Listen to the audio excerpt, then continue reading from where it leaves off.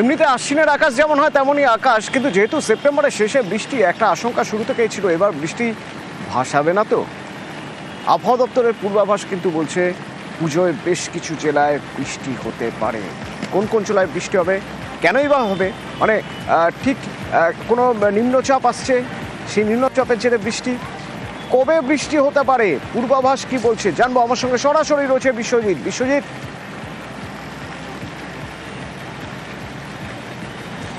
একদমই বৃষ্টির একটা আশঙ্কা ছিলই, কারণ বর্ষাকালে এবার পুজো হচ্ছে, কারণ অক্টোবরের 10 তারিখ বাংলা থেকে বর্ষা বিদায় নেয়। যদিও রাজস্থান থেকে বর্ষা বিদায় পর্ব শুরু হয়েছে, কিন্তু বাংলা থেকে বিদায় পর্ব 8 থেকে 10ই অক্টোবরের মধ্যে হয়। এবছর এই বর্ষাতেই পুজো, যেহেতু সেপ্টেম্বরের শেষে পুজো। আরও একটা আশঙ্কা ছিল যে এই সময়ে যদি একটা নিম্নচাপ বা ঘূর্ণাবর্ত তৈরি হয় ঠিক পুজোর সময়, তাহলে বৃষ্টি বেশি হওয়ার আশঙ্কা থাকে। ঠিক সেটাই ঘটছে। অন্তত ভারতের মৌসুম ভবন যে পূর্বাভাস দিচ্ছে তাতে 25শে সেপ্টেম্বর থেকে যে সপ্তাহ শুরু হচ্ছে, সেই সপ্তাহের শুরুতেই উত্তর বঙ্গোপসাগরে একটি নিম্নচাপ তৈরি হতে পারে, এমন একটা আশঙ্কার কথা শোনাচ্ছে ভারতের মৌসুম ভবন। এবং সেই 25 থেকে 27শে সেপ্টেম্বরের মধ্যে এই যে নিম্নচাপ, সেই নিম্নচাপটি উত্তর বঙ্গোপসাগরে তো হবেই। যদি উত্তর পশ্চিম অর্থাৎ ওড়িশার উপকূলের দিকে হয়, তাহলে তো আমাদের অন্তত বৃষ্টির পরিমাণটা কিছুটা কম হবে। কিন্তু যদি উত্তর পূর্ব বঙ্গোপসাগরে হয় এবং সেটা বাংলা এবং বাংলাদেশের উপকূল বা ওড়িশা উপকূলের কাছাকাছি, তাহলে বৃষ্টির পরিমাণ বেশি হবে। এখন সেই নিম্নচাপের দিকেই তাকিয়ে সকল বিজ্ঞানীরা যে এই নিম্নচাপ কোথায় হচ্ছে এবং সেই নিম্নচাপটি কোন এলাকার উপর দিয়ে যাচ্ছে, তার ফলেই বৃষ্টির পরিমাণ নির্ধারিত হবে। অন্তত আজ আলিপুর আবহাওয়া দপ্তর প্রেসমিট করবে, তারাও জানাবে যে কীভাবে এই যে সপ্তমী থেকে অর্থাৎ সেপ্টেম্বরের 28 তারিখ থেকে যে পুজো শুরু হচ্ছে, তার আগে থেকেই পুজো দেখা শুরু হয়ে যাবে কলকাতার দর্শনার্থীদের, এবং সেক্ষেত্রে এই বৃষ্টি এবং বিশ্বজিৎ আরো একটা বিষয়, এই যে আগে থেকেই ঠাকুর দেখা শুরু হয়ে যাবে, তার জন্য তো প্রতিমা পৌঁছতে হবে মণ্ডপ পর্যন্ত। ইতিমধ্যেই আমরা জানি যে বেশ কিছু জায়গায় প্রতিমা পৌঁছানোর কাজ শুরু হয়ে গিয়েছে, কিন্তু আজ আগামীকালও তো বেশ কয়েকটি জেলায় বৃষ্টির পূর্বাভাস রয়েছে, তাই তো? হাওয়া অফিস কি বলছে?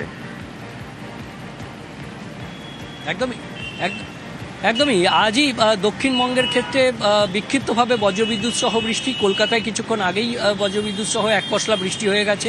আর এই এরকম বৃষ্টি আজ বেশি হওয়ার সম্ভাবনা রয়েছে দক্ষিণবঙ্গের ক্ষেত্রে পূর্ব ও পশ্চিম বর্ধমান, বীরভূম এবং বাঁকুড়া, পুরুলিয়া এবং দক্ষিণ 24 পরগনা ও পশ্চিম মেদিনীপুরে বেশি হওয়ার সম্ভাবনা আছে। বিক্ষিপ্তভাবে এই বৃষ্টি চলবে আগামী অর্থাৎ মহালয়া পর্যন্ত এই বিক্ষিপ্তভাবে বৃষ্টি চলবে, এবং তারপরেও বজ্রবিদ্যুৎ সহ বৃষ্টি দক্ষিণবঙ্গে চলবে। উত্তরবঙ্গের ক্ষেত্রে কিন্তু ভারী বৃষ্টির সম্ভাবনা রয়েছে। উত্তরবঙ্গের ক্ষেত্রে ভারী বৃষ্টি আজ যেমন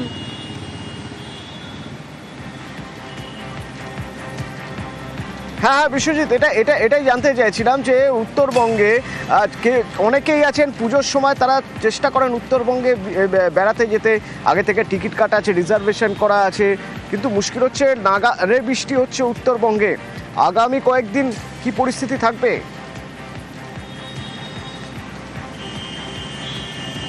আজও ভারী বৃষ্টির সম্ভাবনা রয়েছে জলপাইগুড়ি এবং আলিপুরদুয়ার জেলায়, এবং আগামীকাল সেই বৃষ্টি বাড়তে পারে, এমনটাই পূর্বাভাস আবহাওয়া দপ্তরের। আগামীকাল দার্জিলিং থেকে শুরু করে কোচবিহার ওপরের দিকের এই 5 জেলাতেই ভারী বৃষ্টির আশঙ্কা রয়েছে, এবং অন্যান্য জেলাতেও বজ্রবিদ্যুৎ সহ বৃষ্টির আশঙ্কা রয়েছে। এবং তার পরের দিনও অর্থাৎ আগামী 3 দিনেই বজ্রবিদ্যুৎ সহ বৃষ্টির যেমন আশঙ্কা রয়েছে, তেমনি আজ এবং আগামীকাল ভারী বৃষ্টির আশঙ্কা রয়েছে। অর্থাৎ যে বৃষ্টি কন্টিনিউ হচ্ছে সেটাই কন্টিনিউ করবে। অন্তত ভারী বৃষ্টিটা আগামীকাল পর্যন্ত তার সতর্কতা থাকছে, হলুদ সতর্কতা উত্তরবঙ্গের ওপরের দিকের 5 জেলায়, এবং তারপরেও বিক্ষিপ্তভাবে বজ্রবিদ্যুৎ সহ বৃষ্টির সম্ভাবনা থাকবে। অর্থাৎ দক্ষিণবঙ্গে বজ্রবিদ্যুৎ সহ বৃষ্টি এবং উত্তরবঙ্গে বিক্ষিপ্তভাবে ভারী বৃষ্টি, এবং সব জেলাতেই বজ্রবিদ্যুৎ সহ বৃষ্টির সম্ভাবনা থাকছে। অতনু, ধন্যবাদ বিশ্বজিৎ। তো উত্তরবঙ্গের ছবিটা একবার দেখে নেওয়া যাক। উত্তরবঙ্গের বিভিন্ন জায়গার ছবি যদি আমরা দেখি, তো নাগারে বৃষ্টিতে একরকম বিপর্যস্ত হয়ে পড়েছে বিভিন্ন এলাকা। যেমন আমি যদি বলি জলপাইগুড়ি, রাতভর বৃষ্টি হচ্ছে জলপাইগুড়িতে, এদিকে তিস্তা আর করলার জলস্তর বাড়ছে। সেখানকার কি অবস্থা?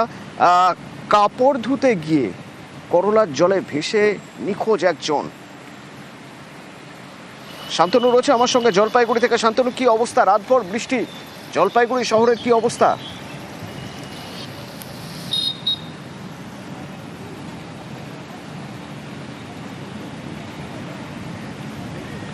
শান্তনু, শোনা যাচ্ছে আমার কথা? হ্যাঁ, শুনতে পাচ্ছি। আর তিস্তার করলার জলস্তর তো বাড়ছে, রাতভর বৃষ্টি হয়েছে, কি পরিস্থিতি ওখানে? দেখো, পরিস্থিতি বলতে জলপাইগুড়ি শহরের একাধিক এলাকা কিন্তু জলমগ্ন হয়ে পড়েছে। জলপাইগুড়ি শহরের পান্ডাপাড়া, মহামায়াপাড়া, সমাজপাল থেকে শুরু করে বেশ কিছু এলাকায় এখনো জলবদ্ধতার সমস্যা রয়েছে। পাশাপাশি করলা নদী, যা জলপাইগুড়ি শহরের মধ্যে দিয়ে বয়ে গেছে, সেই করলা নদীর জলস্তর কিন্তু অনেকটাই বেড়ে গিয়েছে। এবং আজ সকালবেলা করলা নদীতে কাপড় ধুতে গিয়ে কিন্তু এক যুবক কিন্তু করলা নদীতে ভেসে যায় এবং এখনো পর্যন্ত বলা যেতে পারে 5 ঘন্টা হয়ে গেল, 5 ঘন্টা পরেও কিন্তু যুবকের এখনো পর্যন্ত কোনো খোঁজ পাওয়া যায়নি। তিস্তা নদীর জলস্তর বেড়েছে, পাল্লা দিয়ে বেড়েছে করলা নদীর জলস্তর। এই করলা নদীর সাথে তিস্তা নদীর সংযোগ রয়েছে, সেই কারণে যুবক কোনো কারণে তিস্তা নদীতে গিয়ে পড়তে পারে সেই আশঙ্কায় কিন্তু তিস্তা নদীর যে মোহনা রয়েছে, তিস্তা করলার মোহনা, সেই এলাকায় কিন্তু তল্লাশি অভিযান এই মুহূর্তে সিভিল ডিফেন্সের কর্মীরা চালাচ্ছেন। এবং জলপাইগুড়ি তিস্তা এবং করলা নদীর উপর বাড়তির নজরদারি রাখা হয়েছে। সেচ দপ্তর থেকে সতর্ক করা হয়েছে নদীপাড়ের বাসিন্দাদের, কারণ জলস্তর বাড়ছে। তিস্তার মেখলিগঞ্জ এলাকা, যেটা বাংলাদেশ সীমান্তে সংলগ্ন, সেই এলাকায় কিন্তু অসংরক্ষিত এলাকায় লাল সতর্কতা জারি করা হয়েছে। এবং দৌমোহনী এলাকা, যা জলপাইগুড়ি খুব কাছাকাছি জলপাইগুড়ি শহর থেকে সংলগ্ন, সেই দৌমোহনী এলাকায় কিন্তু জলস্তর বিপদ মারাত্মকভাবে বিপদ বাড়তে পারে যত সময় যাচ্ছে, কারণ এরই মাঝে খবর যে করলা নদীতে কাপড় ধুতে গিয়ে একজন ভেসে যায়, এখনো পর্যন্ত নিখোঁজ, তার কোনো খোঁজ মেলেনি। গামলা রাখছিল সাইডে, নদীর সাইডে, ওটার মধ্যে কাপড় ছিল কাস্টমারের, তো ওটা ভাইসে চলে যাচ্ছিল। ভাইসে যাওয়ার পরে বাবা বললো যে গামলা ভাইসে যাচ্ছে, নাম। ওইখান থেকে দৌড়া এসে এই জায়গাটা নামলো, নামার পরে ওই অবধি গেল। ওই অবধি যাওয়ার পরে 2বার আওয়াজ দিল যে আমি ডুবে যাচ্ছি, আমাকে বাঁচাও বাঁচাও বাঁচাও। তারপরে তো ওই অবধি, ওই যে মদনের ঘর অবধি গেছে, তারপরে ওর মানে মাথা টাথা দেখা যায়নি। যা পরিস্থিতি আমাদের, ঘর থেকে বেরোনো যাচ্ছে না, পুরা জল, পুরা জল, দেখতেই তো পাচ্ছ। এই সময় এই পুজোর 2 দিন আগে এই আশা করেছিলেন? আশা তো করিনি যে এইভাবে পরিস্থিতিতে থাকবো আমরা। প্রচন্ড জল, প্রচন্ড জল। ওই 7টার দিকে আমার কাছে ফোন আসলো, ছেলেটার নাম কৃষ্ণা রজ, ও আমার ওয়ার্ডেরই বাসিন্দা, ও ধোপার কাজ করে। তো ওর বাড়ির থেকে ফোন আসলো যে এরকম সকালবেলা গামলাতে কাপড় ছিল, তো গামলা ভেসে যাচ্ছিল, দেখে কাস্টমারের কাপড় বাঁচাতে গিয়ে ও নিজে জলে নামে এবং জলে নেমে, ও সাঁতার পারে না, তাও জলে নেমে ওর ভেসে গেল। তো সেইটা শুনেই আমরা এখানে আসলাম। এখন ওর বাড়ির লোকরাও আছে, সবাই আছে, এখন সিভিল ডিফেন্স নেমেছে, এখন খোঁজা হচ্ছে, এখন দেখা যাক কি হয়। ওদিকে ডুয়ার্স আর ভুটান পাহাড়ে বৃষ্টি হচ্ছে, যার জেরে এদিকে বীরপাড়ায় যে এশিয়ান হাইওয়ে রয়েছে, সে এশিয়ান হাইওয়েতে জল উঠে গেছে এবং আলিপুরদুয়ারে বেশ কিছু জায়গায় জল উঠেছে। বীরপাড়া গেরগেন্ডা ব্রিজের একাংশ ধসে গিয়েছে, এশিয়ান হাইওয়েতে ধস নেমেছে। কি অবস্থা সেখানকার? রাজকুমার রয়েছে আমার সঙ্গে। কি পরিস্থিতি রাজকুমার? দেখো অতটা, এই যে বীরপাড়ার যে এশিয়ান হাইওয়েতে যে গেরগেন্ডা নদীর যে ব্রিজ, সেই ব্রিজ একেবারে ব্রিজের গোড়াতে বলা যায় বড় ধস নেমেছে। গত 31শে মে এই জায়গায় কিন্তু ধস নেমেছিল, তারপর সেটা সারাই করা হয় এবং যেই অংশ সারাই করা হয় আবার সেই অংশ কিন্তু ধসে গিয়েছে। এর ফলে একেবারে অসম হয়ে যে উত্তর পূর্ব ভারত যাওয়ার যে রাস্তা, ভুটান এবং নেপাল এবং বাংলাদেশ যাওয়ার যে সার্কভুক্ত দেশগুলোতে যাওয়ার রাস্তা, সেই অত্যন্ত গুরুত্বপূর্ণ রাস্তাটিতে কিন্তু ব্যাপক যানজট তৈরি হয়েছে। কারণ এটি একটি 2 লেনের রাস্তা, 2 লেনের একটি পাশে ধস নামায়, এক পাশ একদম বন্ধ এবং আর একটি পাশ দিয়ে কিন্তু শুধুমাত্র যানবাহন চলাচল করছে এবং মূলত দূরপাল্লার যানবাহনই এই পথে চলাচল করে। ফলে ব্যাপক যানজট এবং সকাল থেকে মানুষেরা কিন্তু ভোগান্তিতে পড়ছে। অতন্দ্র, ধন্যবাদ।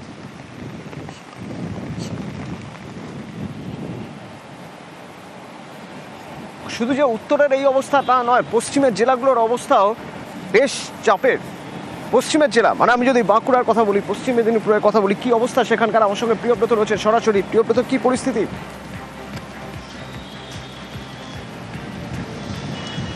দেখো তুমি, লাগাতার বৃষ্টি চলছে এবং সেই কারণে কিছু কংসাবতী জলাধারের যে হুকুমুখী জলাধার, সেটা কিন্তু কানায় কানায় ভর্তি রয়েছে। এক্ষেত্রে কিন্তু 1000 কিউসেক করে জল ছাড়া হয়েছিল লেফট ব্যাঙ্ক চ্যানেল এবং রাইট ব্যাঙ্ক চ্যানেল থেকে।